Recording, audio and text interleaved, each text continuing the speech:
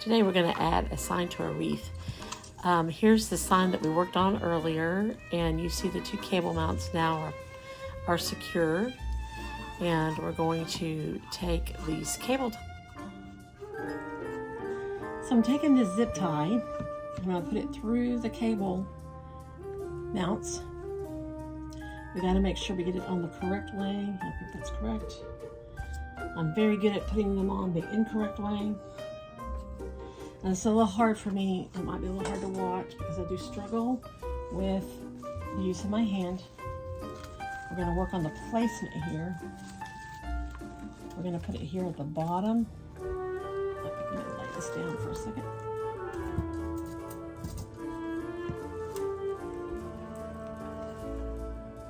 You guys can see it. Okay, that's good. Okay, so what we need to do is to run this cable through the grapevine and back around.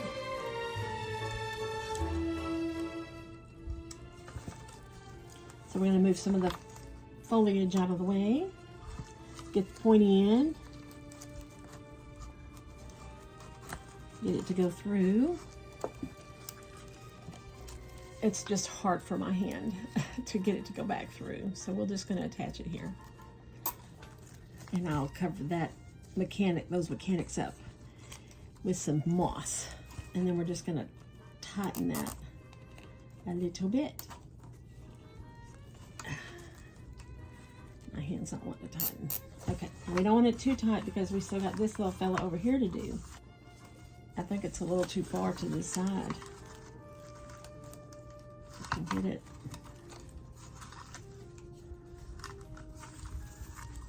Push it a little bit that way. Let's see, that's the center of the bowl.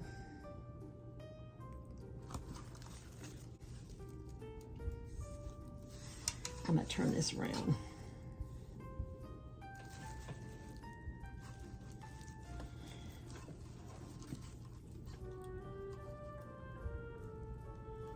And I just can't feel that cable tie, so it just goes every which way it wants to go. How's that left hand can't control it? Okay, come here, righty. Oh, that's gonna be much easier. Okay, please be the right way. There we go. Okay. Now let's see if that's pretty even. I think it is. I think it is. Okay, so that's adding the wreath, adding the sign to the wreath. And you can cover up the sign as little or as much as you want with the foliage.